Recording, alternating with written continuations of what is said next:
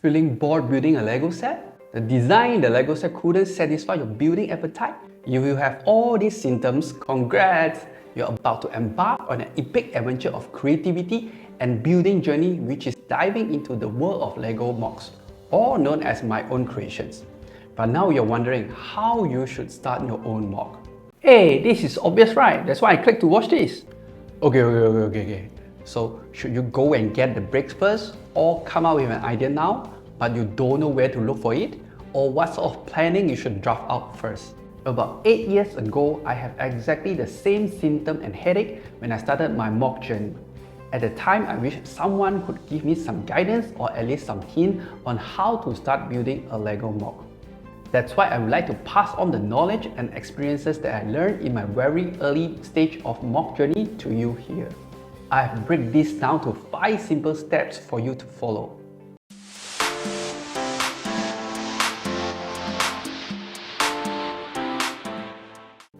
First, look through all the Lego elements type. Yes, you heard me right. I know this may not be the most common advice, but indeed, this is what I did when I was about to start learning to MOC. Trust me, understanding these pieces is gonna be a game changer, and it lays a good foundations on understanding which pieces you can use while you are building MOC in the future.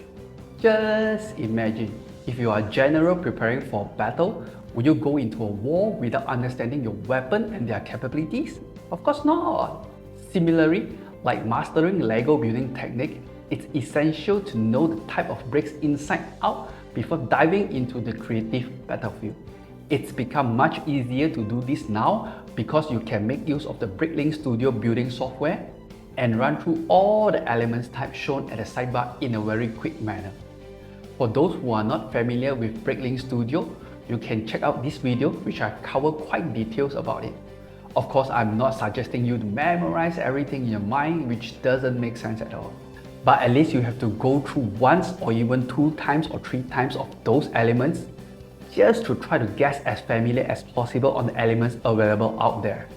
Don't worry, at this stage you don't have to know how to use every single piece of them, but just to be familiar with them. Alright, next, finding inspirations. Where you should look for your inspirations. Finding inspiration is always not an easy and straightforward task, because inspirations and ideas could come in many forms. You could just imagine drawing creativities from all corners of the universe.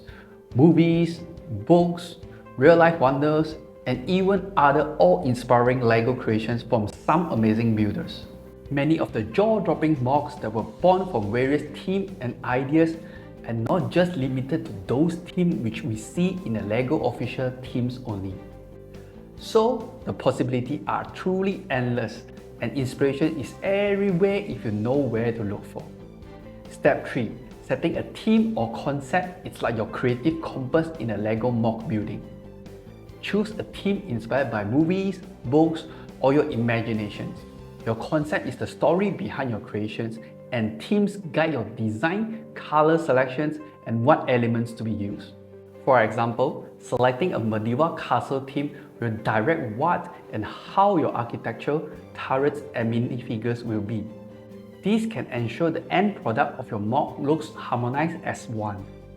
Think of your MOC as a canvas. The theme is like a palette, so you know your painting on a canvas will run far off by looking at the palette on hand. So try to let your imagination run wild and create some interesting and unique story. If you like the content I covered so far, do hit the like button. This will help to tell YouTube that you like this kind of content, and YouTube will try to feed you more of this kind of content in the future. So let's continue. And now, steps number 4. But wait. Hold on to your bricks, because now is the time to put bricks to paper. What I mean is planning and sketching your MOC plan. It's like laying the path for your building journey. I'm talking just some rough sketches that highlight the key features, the overall size, and mapping out the layout that you intended how your MOC looks like. This is super helpful so that you can estimate your space that you need, the budget that you might need to spend, and how much effort and time requires to build it. Oh yes, finally we are touching the bricks now. By now, we can start to find and collect the Lego pieces that we need. Assuming you are still relatively new to MOC now, since this video is made for beginners, so I don't expect you will have a big library of LEGO pieces. There are several ways that we can collect the LEGO bricks, but we won't further discuss this today to avoid a very lengthy content. Do comment below if you want me to go in depth on how you should start to collect your LEGO bricks, and I will create a separate videos on this. So when I started, what I did was look for the LEGO set which have the bricks that fit for my MOC, which is this 798 police station set. I bought 2 sets and used it for the MOC. On top of that, I went to some local toy store who are selling some loose bricks and grabbed a bunch of those which fit my MOC as well. Here is the end result of my very first MOC. Yeah, I know it's not perfect, but it's surely the most memorable MOC of mine. That was 8 or 9 years back when getting loose bricks is much more inconvenient compared to now, especially in my country, Malaysia. Perhaps it is easier and more convenient for you to start collecting some loose bricks at your local LEGO stores. So this is how I collected the bricks that I need for my very first MOC. Can you believe we already covered so much ground in this how to start your LEGO MOC building journey?